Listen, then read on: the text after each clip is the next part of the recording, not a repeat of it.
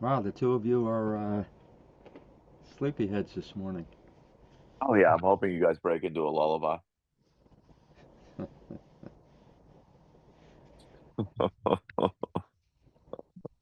No, I've been active this morning. I've been writing all morning, just trying to gather myself. Writing about you? Yeah, just kind of like different things are going on in my mind, you know. I mean, even I actually thought of this question today because it just felt like um it came out of watching I watched the measurement video, I watched the supervision video you posted. The last one that we did? Yeah, because I did a lot of driving. My family lives like 2 hours away almost, so I listen to a lot of videos. Mm. And um it feels like sometimes there's just so much, like there's just so much that, even if we think about emergence, like if I were to just say, okay, I want to dedicate an hour a week to just looking at something that's already been said. Like even that question, it's like, Mhm. where do I go to the DSM? Is that like the one that's gonna like bring me back through everything in a simpler way? Do I just watch videos? Do I go to the old website, which I've been on a bunch of times? Like it's it's like it's like wanting to learn words and having a dictionary. It's like where do you start? It's true. It's So true. real I quick, opened up yeah. the Go first ahead, Sam. book. Yeah, Um, the I just first pick book. up, yeah, and then I just opened a random page, and it was like I was like waiting for a client to come walk in or something, and I was just standing by my door or something, and the bookshelf's right there, and just as it goes along with what Eric's saying. But I looked at the page I opened to was like the facts page or whatever, and it was like the drawing of the facts, and then it was like all the things that sort of define a fact. And I had the same thought Eric had, where I'm like, you could just spend a year on this single page, just each thing about like where does it exist and it's like, wow, man, it's a dense page. It's a really dense page. You probably spend a while on the drawing on the page. Years to But get to that book, Sam. yeah, it's a cool. But yeah, I mean, everything is like that. And also, in another weird way, everything underneath everything is just a couple of things. So it is like another two that are one. Because there's something familiar about all of the ideas, but there is a lot, you know, there is a lot. Yeah, so what? So this then comes back to the thing that we've been discussing for months about can this be simplified? And I don't want to simplify it to down to it's just simplified, but can this be made accessible to a person who is just wanting to know if this sounds like something that they want to invest in? That would be, you know. And the truth is, um, I have for years discouraged people from doing that. I'm not sure that you realize that, Eric. I have discouraged people. I have said, listen, you need to know up front, you will suffer horribly if you actually begin to seriously study these things because it will challenge almost everything that you believe about life. And I mean, and then you take what I just said. If I was somebody who had never known any of this, and I'm listening to this right now, I'm listening to this me say these things, right? I'd go, this motherfucker is a cult leader. This guy is like starting to start a new religion. This guy is thinks he's the Messiah. Do you know people have said all those things to me? Okay, um, well, actually, Well, I mean, if you were you should promise an end to suffering if that's what you want to do. that you know what, Sam? Boy, isn't that a brilliant observation? that if I wanted to be a cult leader, I'd promise an end to suffering, not that you're going to suffer worse. No, even Buddha said that there was a way to stop suffering, you know? And you would encourage rather than discourage membership. Yeah. That's true, Eric. That's true. And you know, so much of the things that I draw on, I mean, I wish people could see, um, like one of those like time machine, you know, winding backwards things about all the different places, all the people that I've studied from, or the ideas that I've studied from, the years. Like I'm closing in on 80 years old, and I spent what, like 12 years studying Buddhism. In the end, deciding not to convert, not to become a Buddhist formally. You know, when I studied at the monastery out west in New Mexico, um, there I was in a group of 18 people studying with a famous narcissistic, beyond belief, Buddhist teacher, and and I was the only one out of the 18 that didn't take Buddhist vows at the end of the time I was there. And you know, and this is not to say I didn't see any value at all. That's crazy. But you know, having to swear allegiance to a group of people, I'm just not a group joiner in that way. And yet, there's nothing that I in my work that doesn't reflect a lot of the things I gained from studying Buddhism. You know, like when Buddha says the nature of the world is suffering, he's saying something that if a person really just heard that phrase, that the nature of the world is suffering, at least, you know, the world that human beings live in, the physical, spiritual combo world, I think that they believe if they study Buddhism, they're going to suffer less. I'd be willing to bet that every person who, no, that's not correct. I'd get shot by Hannah for saying every person, which she's right. But I think an awful lot of people who throw themselves into, say, Buddhism are doing that in a belief that they'll suffer less. Meanwhile, here's the founder's statement that, well, that's not changing. So funny, like it's so you know, I've stayed at like all those kinds of places, like Hindu ashrams and Buddha, and I'm Yeah, thinking about Buddhism.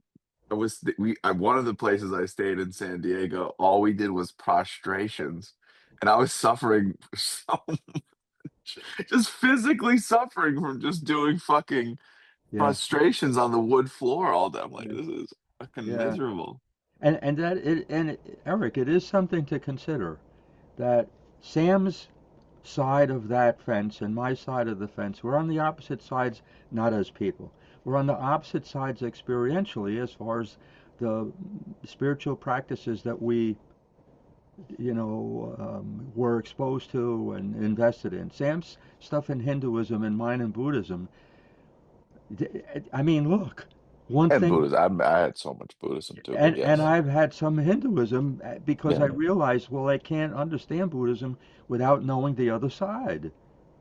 Yeah, it's like Judaism and Christianity or something. Absolutely, absolutely. You know, It's really a similar pattern where a new person comes in and it's all this social, and he evaporates. The caste is, you know, it's like yeah, a more understanding, whatever. There's some yeah, similar patterns.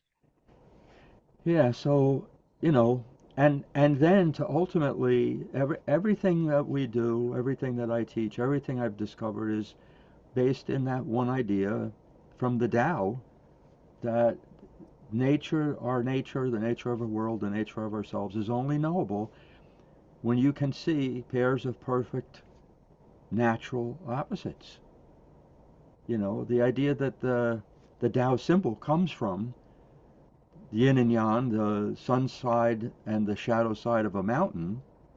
And when you think about that, um, it so has everything in it that we do, everything. And that the symbol itself comes from them putting a pole in a circular patio and then charting how the shadow reaches certain points at the whole year and it makes that sign. That's a natural pattern. It's not something they made up. It comes from the sun moving over the course of a whole year. So my learning from Buddhism really didn't happen fully till I saw that Hindus meditate differently. That their meditation, not the practice, but the point of it, that Hindus believe that you cannot change your nature within a lifetime, that you can only change it between lifetimes, so that they meditate to try and rise above the suffering in life. And I mean, this is my little whatever Yeah, I mean, layperson there's a million view of it. exceptions to There's that. a Yeah, but Yeah, there's but because there's so many people. I mean, it's like fucking and then crazy. Buddhism is like, no, Buddha said you can change within the lifetime, but change what? Resolve karma. So what is that? Blindness. In some sense, karma is like what we talk about as event size disorder. Like we can't see something because we got startled, and so it keeps manifesting in our life in some way so that we have a chance to change it. But change the amount of suffering? No. No, they're just two philosophical viewpoints about what you can and can't achieve in a lifetime, you know? And I mean, Christianity has some of the similar thing to Hinduism, where it says you're not going to get out of your In original nature. sin or whatever in this lifetime, but if you're good enough, when you die, you're going to be relieved of a lot of that, you know? It's interesting how they all intertwine, every one of them, and everyone's like they're standing on a circle and looking at the other people on the circle on the perimeter and just thinking, well, my way is better than yours, or your way sounds better than mine, or something else. Yeah. So starting where you're saying this, Erik, like that's really the problem about studying, you know, emergence as a system, as a system of knowledge, as a way to understand things. Because it's not just a therapy, and it's not just um, a personality theory, even though those things are important. Like even the idea of the science, where what's mainstream science look for? Answers. It's an interesting philosophical idea. Answers. Should we be looking for answers? And the idea of looking for answers is the belief that suffering can end. Answers. We can go back to paradise. Answers. And meanwhile, consolidated science says that we should be looking for better questions and let questions lead to more questions. Somebody might say, but is there an end? And not for a tiny human mind. No, no. But the irony is, you know more by discovering new questions than you'll ever know by finding an answer. Because the minute you have an answer, your mind closes and you stop looking. And that's what people are looking for in education to have an answer. Tell me what the answers are. I don't want to do all the work that Freud did. I don't want to do all the suffering, that Janae went through. I want you to tell me the answers. And the people who made all those discoveries, the, Freud went through how many different iterations of a personality theory, you know, and the several that he came up with, each one has great value, you know. And were he to have lived 500 years, he probably would have kept doing more ones and more ones because that's just the fractal nature of everything we're looking at. It's endless. It, If I stay with what's that? Yes.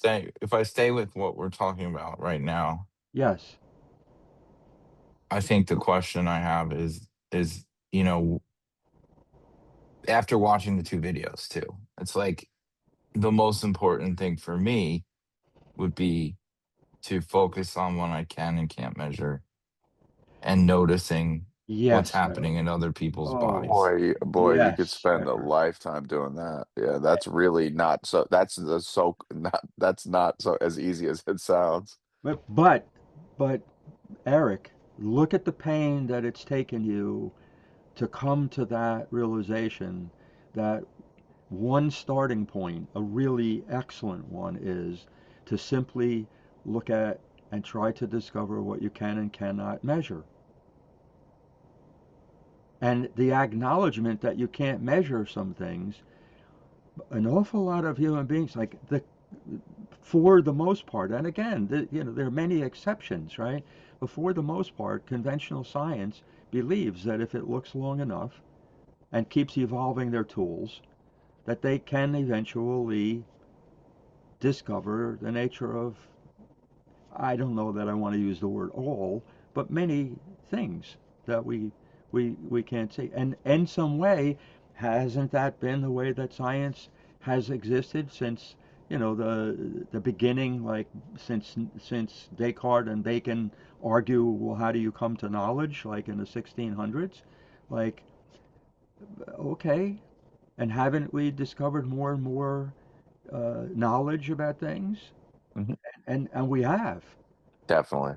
And we have. And yet, when you think about that, okay, even with all the knowledge we have, just take a simple, small aquarium tank, 3 feet long, with 5 fish in it.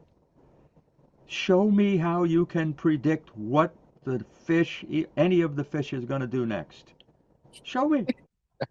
You can't even predict what a fucking fish is going to do next, even though it's a fractal pattern of fish swimming in the tank, and a 5-year-old knows it's a fish swimming in a tank. A 5-year-old, look, fish swimming in a tank. That's the whole essence of what we're doing. That the knowledge that's worth knowing are those natural patterns, because we can then use that to explore our world. And those are measurable only in the sense that we can say that that's an example of the pattern. Measure in the sense of counting or statistics or anything like that? No. Yeah, predictability, would that be considered statistical?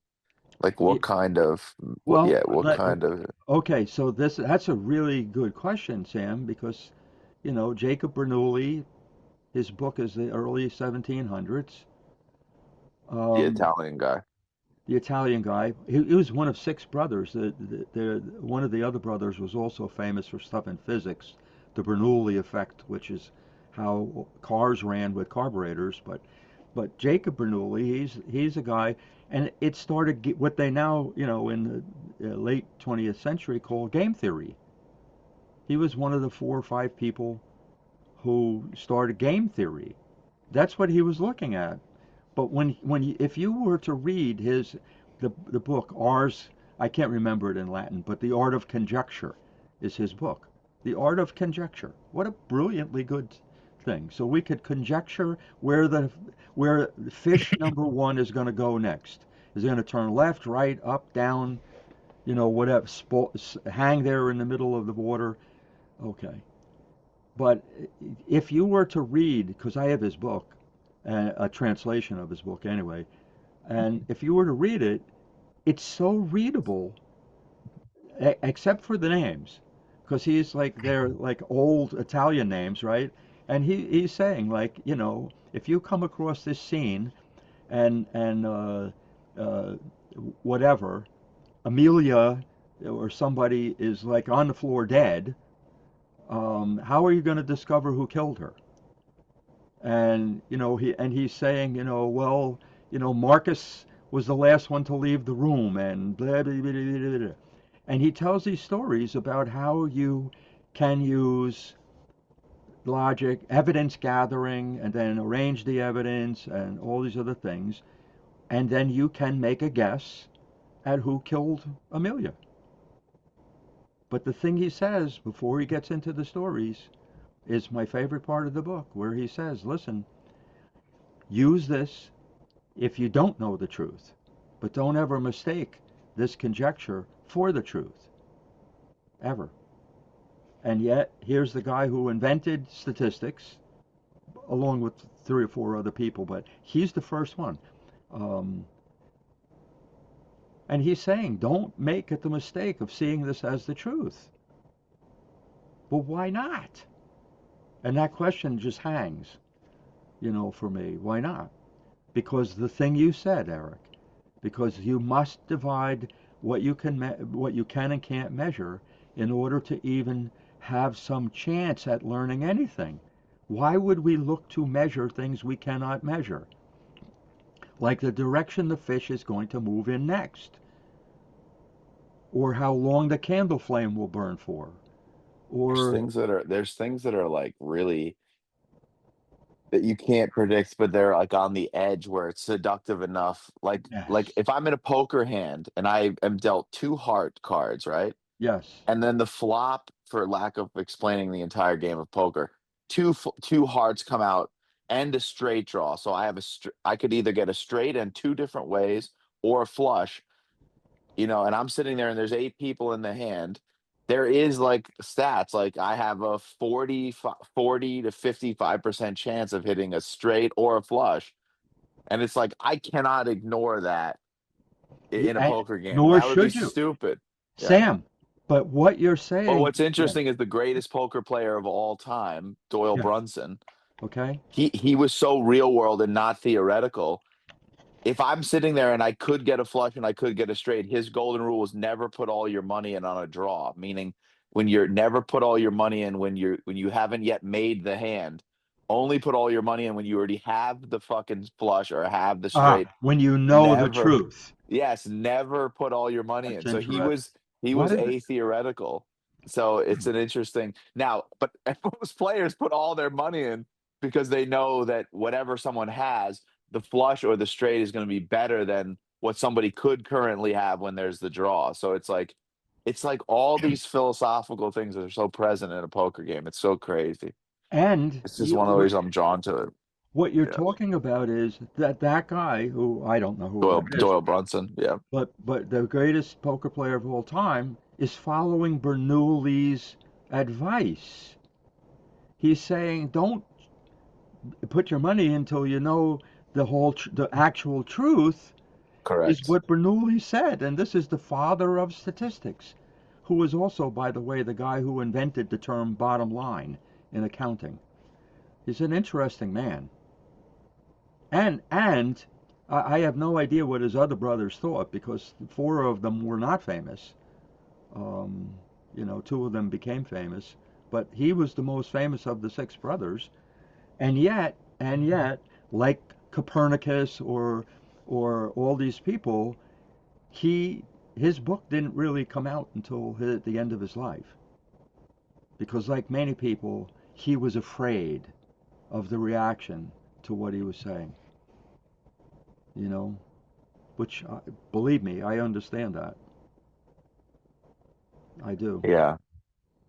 But yeah, it is complicated because there are anything that I think this is a fuzzy way to say it, but anything that has some limits to it, there's a seduction about trying to measure it. Like even the fish tank thing, if there's a top to the tank, there is a limit of we know it's going to do something in that tank.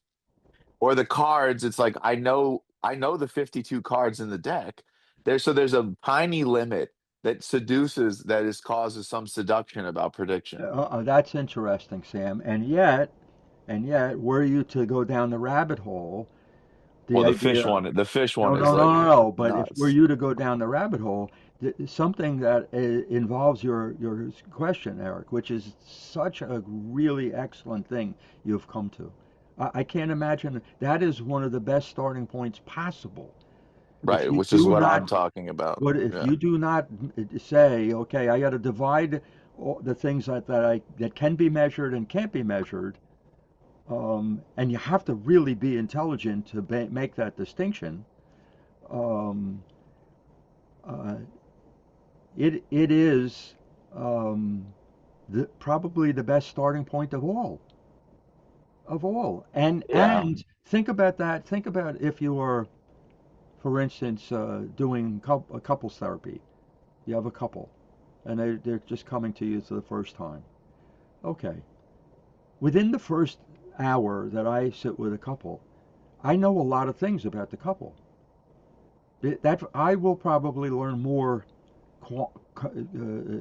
qualitatively in the first hour if I pay attention than any other session, with a couple of exceptions if they have a fight in the room. But I will probably know more about the two people in that first hour. Okay. And how much more will I learn after that? What a complicated question, because my mind is already biased. My mind has closed in so many ways about thinking I already know something, in so many ways. If I limit the things that I claim to be seeing to natural patterns, it has an upside. But if I, include things that, like, in some sense are statistical, like, well, somebody said this sentence 5 times during the hour, and that says something about their language or their belief system. Um, that's not a natural pattern. This is an assumption that we're making, like the gambler's fallacy. Well, this is come out heads 99% of the time, 99 times in a row, so it must be tails the next time. No.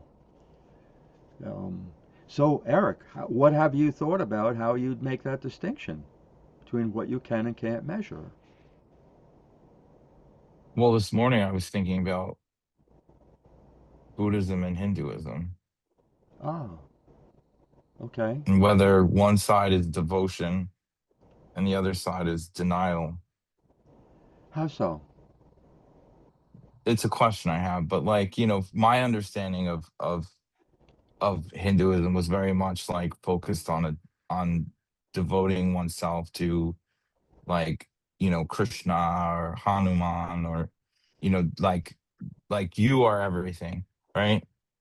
And then my understanding, like, of the Buddha, with the Four Noble Truths, it's like the only way to, I'm not saying avoid suffering because that's not the right word, but the only way to kind of get out of the cycle Yeah. is by not wanting, like not having desire. Like the whole idea of desire as being the first thing that moves everything. So there's almost like an implicit, and this has been my problem with it for a long time, an implicit self-denialism, which is what he went through. Okay, I'm The not self-denial not almost killed actually him. I'm not actually following the Buddhist piece. The Hindu piece I can understand, Yeah. Yeah, there's a what you're branch of saying. Hinduism called Bhakti Yoga. It's one of the main paths, which is like the path of devotion or love or something. But Yeah. I think Eric's saying, and I've definitely seen this in Buddhism, where it's one of the ideas is like where the origin of suffering comes from desire or need. Yeah, and so there's a thing about resolving desire, just transcending desire Okay, as a way to enlightenment. Yeah. how about we take that topic, because that's really, really, when we think about what drives um, our studies, our desire to know what drives it, because that really is what emergence is. We're looking to have epiphanies. We're looking to have, sudden pleasant realizations, which expand upon the nature of our suffering. In some way, we could really say that's what drives the entirety of everything that we're doing in this.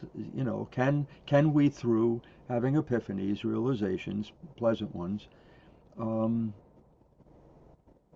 understand more about the nature of our suffering? It's not saying it goes away. It's just saying we are less blind. And I would argue that that's what Buddhism is formed around. Because I don't think the Buddha is saying we can get rid of suffering. I don't. And when the two of you are saying this thing about desire, I know that those words are used. But Oh what, yeah, I'm trying to pull up the exact quote from the yeah, Dharmapada. yeah. But what I'm saying is that's their interpretation, the Mahayani version, the Right. not the monk version, the watered down version of Buddhism, which literally Mahayani and Hinayani are the two Buddhisms, right? And and in some sense, they're saying, that desire is the root of all suffering. Okay, but is the desire to return to paradise? Is that the one which I write about now? Is the desire to have the knowledge of our suffering, to understand it, and in understanding it, we are less afraid of it? Like, what is the desire? Yeah, this is it's all coming back to me now, man. It's so yeah, the word is called tana. This is the cause of suffering. Craving Yeah. is translated as craving or thirst, and it takes three forms in Buddhism. Craving for sensual pleasure, that's one. The other is craving for existence, and the other is craving for non-existence, annihilation. Those three. Isn't that So interesting, Sam? The pair yeah, of opposites, the two that are one. There right. it I is. would look at that as the inner and the outer, the layer one and layer 10. Craving for existence becoming craving for non-existence. That But then the third, they should have four though. But the third is craving for yes. sensual pleasure, that seems like the craving for sensual pleasure. I can certainly see the suffering in that. But I could see that it is a two that are one. It's not a four things. They're not equals. The pair of opposites, right, are the two ways that evidently that we're driven. We think that's pleasure. If we didn't have any experience at all, or if we had the ultimate full experience, and whatever. And it's But interesting again, because they said it also states that underlying these things is a something called avijja, which is just the ignorance of the true nature of reality. and That's what's underlying that. isn't this what we're talking about in our I think own so. variation, which is that we're looking to know things. And it says in parentheses in terms of the ignorance of the true reality, it says impermanence, suffering. So Yes. ignorance about impermanence and suffering, Yeah. which is like fair enough, you know. But this now, look at this is so complicated, and most I people, know, I know, I many know. people listening to the three of us talk about this would be going, "Nah, I'm not listening to this video." And I yet, mean, fair and enough. yet, it really does come back to the thing that you said, Eric, which is that a life worth living honors the starting point for a life worth living is to know what you can know and what you can't know, what you can and know, set it aside, what you can measure. Because if you can't take the measure of something, you can't even learn about it. You know, in order to measure it, you have to have a proper definition, you have to, whatever. But under it all, what can you know, what can't you know? And um, really, now that is something that we could then use that as the lens to look at Buddhism, Hinduism, Christianity, any philosophy, politics, so many things. Because if you don't do that, then you go down the rabbit hole of trying to, in some comprehensive way, describe something which is beyond comprehension in large part. The idea, to me, one of the people that I admire most from the 20th century, I don't know as a person, he's kind of a rough person, but is Benoit Mandelbrot, who coined the word fractal. But I would argue that he did not use that word in the same way that the author James Gleick then created his book in like roughly the end of the 80s, 1990 something, where he because he's autistic, he describes what the idea of a fractal is in a way. And what does he say? What's his opening thing in his book? Well, the guy in MIT in the 60s who went with early simple computers is trying to make a computer that mirrors the weather, that predicts the weather. But he's not trying to predict the weather. He's trying to get a computer that makes the outcome of whatever the program is doing looks like weather. And the idea that he realized that there was the limit of the computer was creating differences. The tiniest, tiniest, tiniest, tiniest, tiniest little error, like it didn't go out to 100 places or something in the figuring, is what made the thing have, suddenly behave differently. And so weather in Gleek's book is a recognizable pattern that always repeats differently. My definition for a fractal. Mandelbrot didn't say that. And yet he's the guy that I took all those things from, and then I took it through the lens of James Gleek talking about, what is a fractal, and that was my way out of autism. Because being autistic, I was trying to find the absolute, clear, certain answers to everything. What am I supposed to be doing when I have a conversation with a person? What are all the rules? What should I be trying to accomplish? Which is insane That's because like trying to predict the weather, which sometimes you can do. But I yes, mean, like, the yes, thing is, the poker's just like the weather, where you can yes. guess, okay, I think the flush is going to come, and you know enough pieces, like how many hearts are in a fucking deck. And I mean, they get the weather right all the time, but they get it so fucking wrong also. And Well, like in poker, you can Sam, lose all your money. And I mean, and yeah. you saw that movie, which I haven't seen yet, about pressure, but I mean, Oh, which I oh, want to see, but Sam, which is Sam. a World America movie that's out right now about yeah, you maybe know about it. The guy's Yes, like, he was telling me about the movie. okay, okay. Um, And it really, yeah, and it has the thing that we three have been struggling to find a way to talk about or to come to some kind of consensus as a starting point, like which you're offering this morning, Erik, and I'm embracing the thing you're saying. I think that it is absolutely a, a, a perfect starting point to determine what you can and can't measure. And that was the point of the movie, what you can and can't measure. And there are two weathermen in the movie, and one is saying, well, for the past 100 years, every time this pattern has appeared, here's what it's done. Statistics. And it doesn't say statistics, but that's it. And the other guy is going, no, you have to know what's happening exactly right now, and all you can predict is in the next few hours or the next, 12 hours or something. And that's the argument. And of course, the entire group, the person who's playing Eisenhower and all the generals and all these other things, they want it to be that there is this certainty of prediction. They want it. And so they want the guy who is doing the statistical thing with the weather to be right. And just fucking in the movie, somehow randomly in a crisis, they decide to allow for that. Maybe the guy who is saying it's random might be right. And what happens? I'm not going to tell you, but the way that it works out, it's exactly representative of everything that we believe about in emergence, which is emergence is based on fractals, on natural patterns. And what can you know and what you can't know, Erik, is the basis of it all. What I can know is that you're a three. What I can't know is how that's fucking going to manifest in the next minute, like the fish tank. I can't know. I will never fucking know. Okay, but to me, that's just a humility, such as it is, to say I can't measure that part, but I can measure this part. I can measure there are fish in a fish tank. The 5-year-old can see that.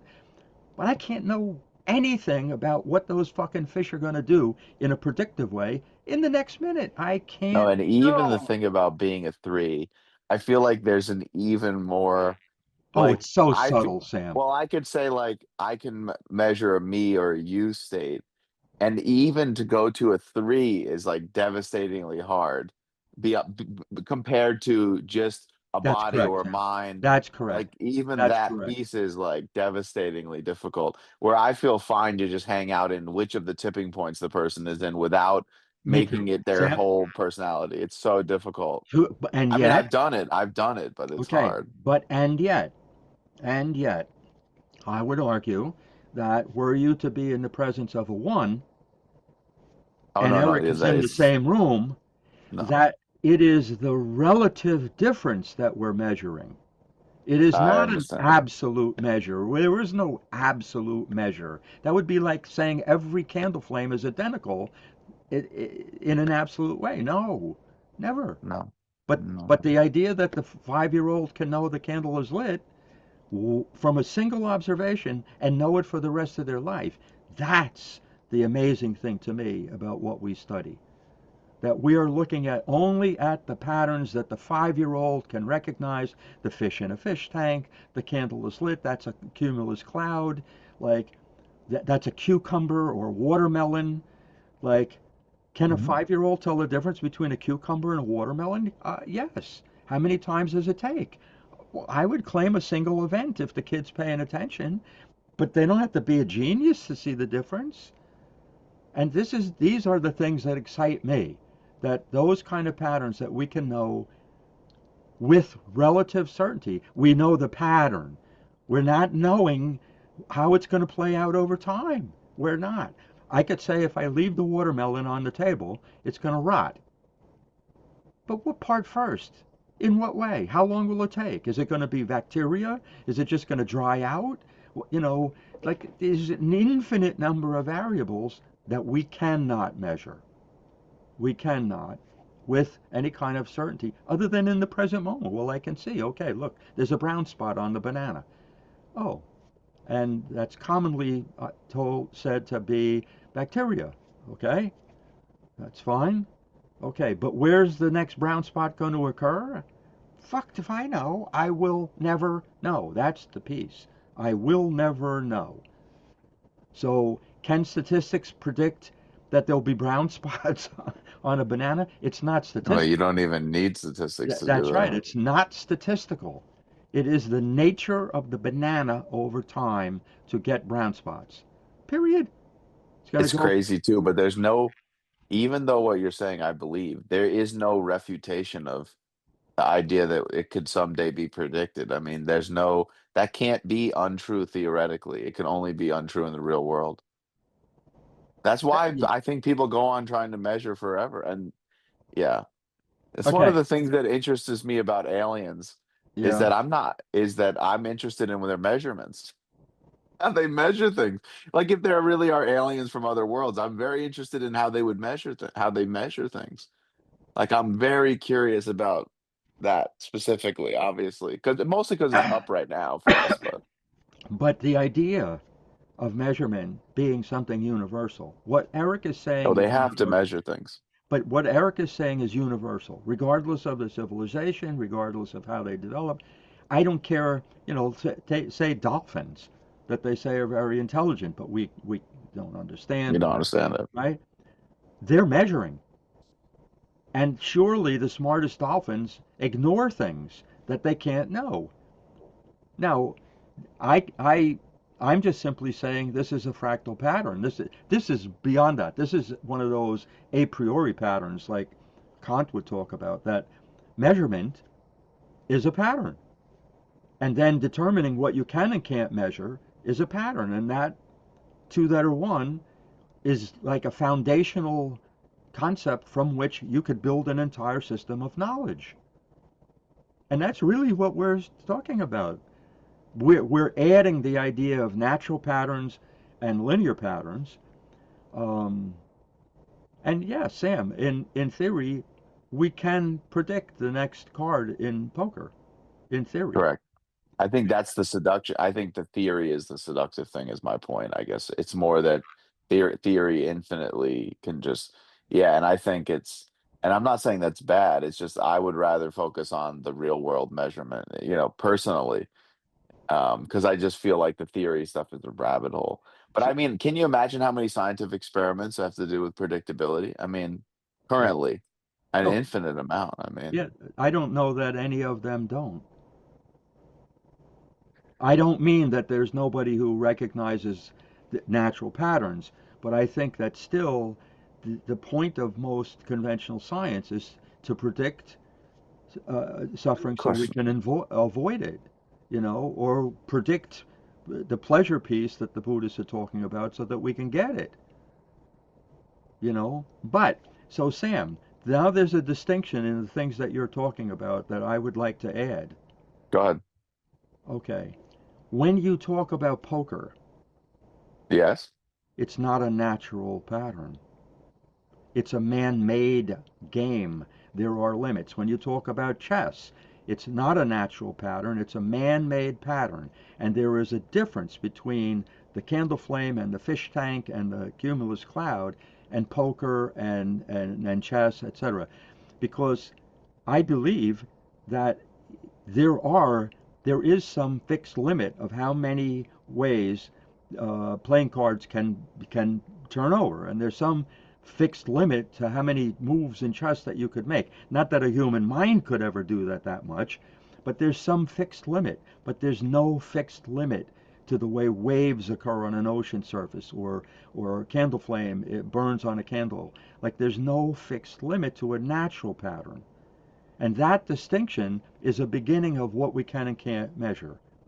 Like we could, and I'm saying this theoretically because I don't know, we could measure more, we have more of a chance to measure what cards are going to come out in poker than we do of knowing what the fish is going to do next in the fish tank. Because one is truly infinite, it's a natural pattern, and the other is not. And Okay. yes, go ahead. So what about this is what I just thought of with the candle flame, right? To me, part of statistics isn't saying that the candle's more lit, because I feel like that was something that was brought up Yeah, that's previously, but that's right? quantitative and Yeah. measurement, and you can't quantify anything Well, but in a what natural they're pattern. saying is there's something different though that I'm bringing up. Okay, Which is like, let's just say theoretically for a second, you have the candle being lit in front of you, a right? lit candle. Within a Yeah, within a three-dimensional box, Okay, okay? And that you measure specifically the distance between all the planes that the candle's lit within okay, over time, over 10 years, okay. whatever, however Excellent, long you want to measure it for, excellent, Eric. Excellent okay? thing. Statistics would argue that at some point there's going to be a central tendency as to the most likely position that that flame will be in Okay, watch. based on Okay, how This long is you've so been. cookable. okay. Watch the flaw. Both Oh, of there's you so can't many. see it. No, there's so Both of you. many. I can No. see 100 flaws. Okay, good. But here's the flaw, Eric. I just said to you that there is a difference between poker and chess versus a candle flame or waves on an ocean. And I said the difference is that the natural pattern has infinite variations, infinite, literally infinite, whereas the backgammon game, the chess game, the whatever, they do not have infinite. They have a huge number, it's very high, but it's not infinite. The minute that you create a box, you have made a man-made object in your thought experiment, which then limits the amount of things that can occur. That's the error. That is the error. The minute you introduce a man-made object into the measurement, whether it's a ruler, a box, whatever it is, you have now taken the thing out of the realm of nature and you put a natural thing in with a man-made thing, which then changes theoretically and in the real world the measurement. You have now upped the odds. Now watch how this happens. Let's make the box the laboratory room that scientists take and they move their experiment into the laboratory room and eliminate as many variables as they can, which is something that you learn in statistics 101, where you can't, the three variables ain't happening, right? One variable, very good, two variables, maybe, but three, no. Well, what's happening is that they're creating a man-made situation and then claiming it's a measurement of a natural thing. Is there a value in it? Obviously. Duh. But is it what we're talking about? No. Because what emergence, as a system of knowledge is doing is it is limiting what we claim to be able to measure well, not perfect, well, to natural patterns. And just all we're saying is we see the pattern or we don't. Or more specifically, the candle is lit or unlit, and so there we can see which of the two visual patterns it is. The two. Now you might argue, well, wait, isn't a candle a man-made object? But actually, the things that a candle is made from are natural things, wax, wick, right? So is it truly infinite? I think that that's beyond anything that we need to know. It is close enough to infinite because they're made of natural materials and because fire lit is a natural thing. Okay.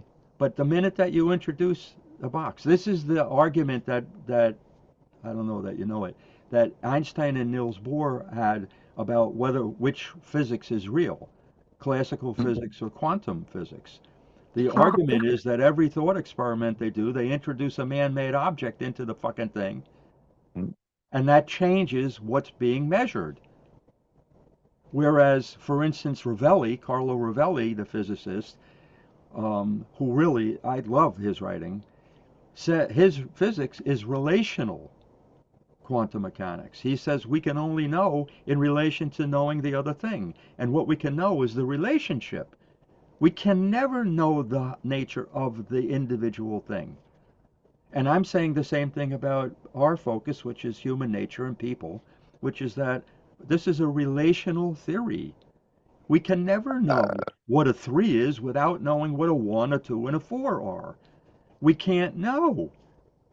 Yeah, it's interesting, man. Eric, my mind, I think one of the funniest patterns about prediction or statistics is that my mind, when I'm trying to do what you just did, my mind also always naturally, without me even intentionally doing it, creates some kind of That's right. synthetic thing that That's right. eliminates factors. That's right. That's every time I've ever tried to create an experiment, my mind does exactly what your mind does. It does something automatically that eliminates real world things. It's like one of the craziest patterns. And that's why I completely empathize and understand science because I know their mind must be like mine. And if it's Yes. trying to learn something, the Yes. first thing my mind does is tries to get rid of things. Yeah, but Behind it. what I was thinking of with that is like even it's not like if you imagine that you were trying to put the candle somewhere, right? Okay. And that where you were putting the candle, you needed to not burn the surroundings, Okay. right? You're trying to put it like in like a spot in your home. And Okay. so you were trying to just measure, like What all are the you measuring? possible all the possible ways that the candle flame could possibly go directionally in a plane. I could Okay. And light it's something and on it's fire, you mean? yeah, and it's really just it's a distance between 2 points, But it right? isn't, Like Eric, because the candle. But if it was somewhere that could be lit on fire, you just wouldn't put it there in the real world. If Okay. there was But any possibility, you wouldn't put it there. Eric, the point about the candle flame that you're not adding in is that part of the fractal pattern of a candle flame is the heat rises. All heat in our world rises. It doesn't go left, it doesn't go right, it doesn't go down. Heat rises. That's how I learned to eat fire.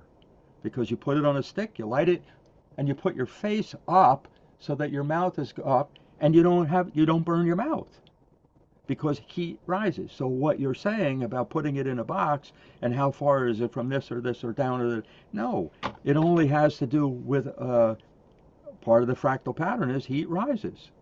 So even the idea of the box or proximity or all these other things, every time you add a man-made thing, you reduce the possibilities of the measurement. And so what are people doing when they do laboratory tests? Well, they're increasing the likelihood that they'll statistically arrive at an answer by design, not because the nature of the thing is more knowable, but by the very design, they're taking away, just what Sam said, they're taking away variables until they're left with something that is an unnatural situation. It's not natural. So an unnatural situation is not Yeah. the thing we are measuring. Look, we're not saying that nobody could do. I am not saying there's no way in the whole world forever, as far as infinity, that a person can't figure out more of that shit, Eric. I'm definitely not saying emergence knows everything. I'm simply saying Well, sure. we're taking a tiny slice of what can be measured, and we are saying with some possible humility, and all the rest of this, the 99% that's left, we can't know. We can't know. Rather than put it in a lab room and saying we can know because we're eliminating these things, we're being more spiritually honest and saying we can't know. We're not going to put it in a special condition that we make up so that we can pretend we're so smart as humans. We're not that smart. We can see pattern recognition of natural things, and young children can learn those. This is the earliest part of learning, natural patterns. And beyond that, we're not we're not even looking. Like the thing that Sam said about looking at that thing about fact. Like one page on the first book, which has the drawing of what are the aspects that make something a fact. And Sam, that's not even everything that came after that that talks about facts. That's just the thing from 2000, whatever it is, 2010. And that drawing took me years. Okay, but what I would say is that's an a priori pattern. That's what Kant would say, and those a priori patterns help us to know natural patterns. But I'm saying that what we limit what we're looking at is to natural patterns. And in addition, we're looking at it only in pairs of perfect natural patterns because we need to see the relationship. And all we're measuring is one tipping point. Is it this or is it this? We're not measuring gradation. We're not measuring quantity. We're not measuring on a scale. It's not just statistics. We're not even counting. You know, I talked to Hannah last night, and Hannah brought up the thing, and she asked because she knows that this thing is going on, Eric, between you and I about trying to figure this thing out. I've talked about it because it's painful. It's painful because I care about you and you care about me, and this kind of a thing is something that is a fight that the whole world has had forever, as long as you can know. And the fight is about what can we know? What can we measure? Like in your way of saying it, what can we measure? That's the fight. And the reductionist view is if we reduce the number of variables, we can know something. And what I'm saying is if you reduce the number of variables, it isn't the thing anymore. It's just that simple. But that does not mean, please don't hear it, that there's no value in statistics, that there's No, if no every value in no, I counting. would guess that all of us check the weather. What would you say? I would guess every one of us looks at the weather every day, checks it, what it's going to be.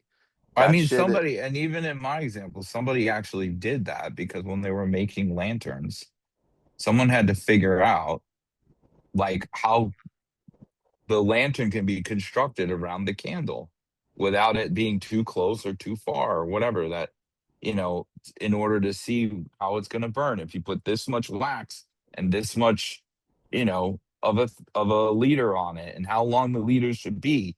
And all of that shit is all statistics. It doesn't change the pattern of the candle No, being and it lit or doesn't and it unlit. doesn't mean and you can't know things about the lantern. Like Okay. you Yeah. know how long this thing's those things are still fractal every time. Yeah. Yeah. Eric, I would argue that it's not statistics, that the people just did it until it worked. That's not statistics.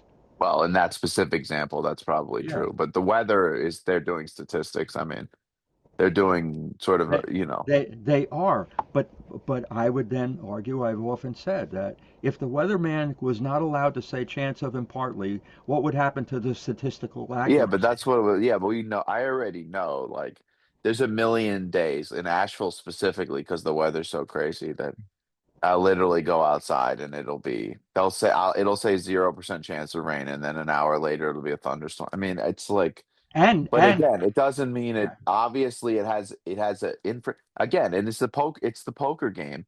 There's a million hands of poker where I have nothing, but there's a 55% chance I'm gonna win, and I play the hand and I win.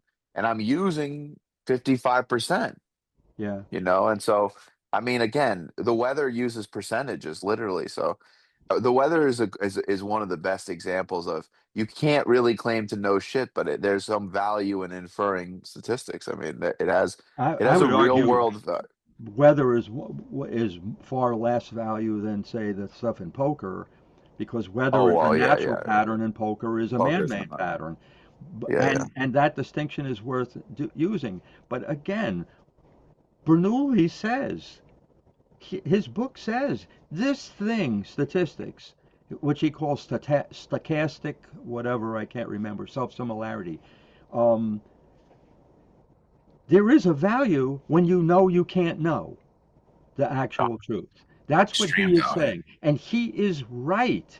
He's right. Using logic, because it's not just statistics. Bernoulli is saying statistics, but he's saying logic is a piece of how you design the statistics. Common sense, right? He's saying, for instance, he's saying there are limited number of ways that a person could leave, enter or leave a room where somebody got murdered. There's a limited number of ways. There's a limited amount of time. So he is saying there is great value in this, but really never see this as the truth. See this as a useful thing in life when we can't know, which is a lot of times.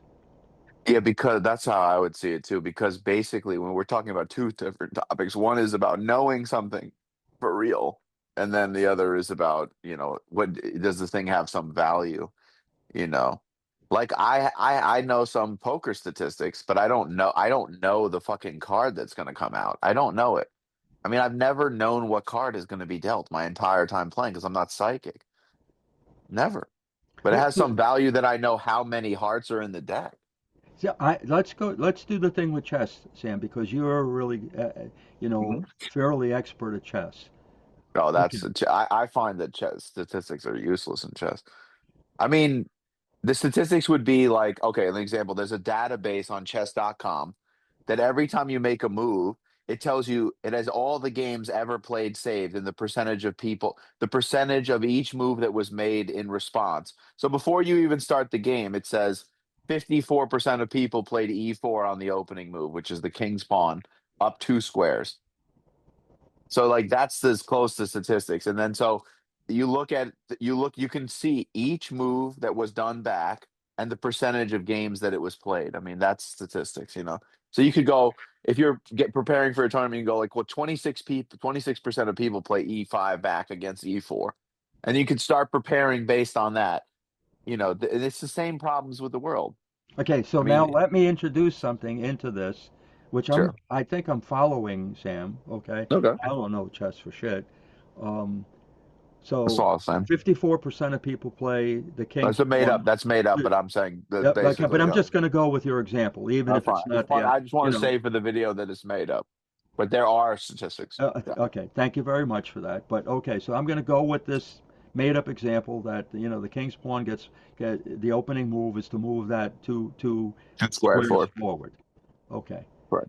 so now I would then claim that if statistics was actually what people think it is, then the statistic would simply predict what they do. However, Sam, how many No, people it read doesn't. how many people read the book on statistics and go, this move is the best move because statistics say most people do it, or this move is the best move to not make because everybody's going to know that that's what you're going to do. Like, in other words, what I'm trying to say is, do in what way does a person reading the statistic then self-reinforce the statistic, influence what happens because the statistic is saying these predictions? In what So way? in Yeah. chess, E4 is the statistically played, but it is the statistically played because there's other theories that make it the best move, backing it up. But everything is still fractal in terms of the context. For instance, if I'm playing someone, this happened to me. The first tournament I ever played, I studied so much theory before I ever played the tournament. I went to the tournament. I played a very classical opening called the Roy Lopez, which is very studied. All the lines are studied. but the guy played a move that I've never seen because it's not sound. It's a bad move. But the thing is, I had to waste 45 minutes. I theoretically know you can't play this move against the Roy Lopez. So I never studied it because it's a bad move. And it is a fucking bad move. But I had to waste 45 fucking minutes figuring out how to punish the guy. And then I still won, but I was under horrible time pressure the rest of the game. So the move still had value, even though it was shit. Yeah. So, I mean, chess is so fucked up like that. I So, mean, but all I'm saying is, okay, so anything that we could take any kind of a thing that we're taught about doing therapy as therapists, take any kind of a thing that we should mirror back to a person, what they just looked like or said or something like that. Like that's a technique. Okay. So we should imitate what they do so that they can see what it looks like to the other person. Okay. So I could say that the word mirroring refers to a natural pattern. Babies imitate shit. This is a thing in human nature. Imitation is a normal thing in human nature. Okay. Then now in therapy, it's given a name and it's said this is something that you can use. When? Well, then you're going to look at books that say, okay, you should use it here, you should not use it here. And then I would say, where does the statistic go? How can it be a statistic and pure if people then read the statistic and get influenced by what they're reading? In other words, this is the thing that what's his name in his book Endophysics is trying to claim. How can we measure something physical when we are part of the physical thing that we're measuring? So how can statistics actually be statistics when part of the statistic is that we're influenced by knowing the statistic? And I'm not that's a good telling point. you I know what to do. I'm not. I'm just simply saying there's so much more to the thing than just simply the thing that they're saying. No one that I have ever seen, I'm sure people have, no one I have ever talked to, no one I've ever read says that counting math is only true in theory. I've never read it. And yet, you can't have a recipe and go get the 8 apples and have it just be the first 8 apples you pick up that you use for the recipe. You are statistically going there, and then you're doing some natural pattern of recognition to go, well, this is the good apple. No, I'm going to leave this apple.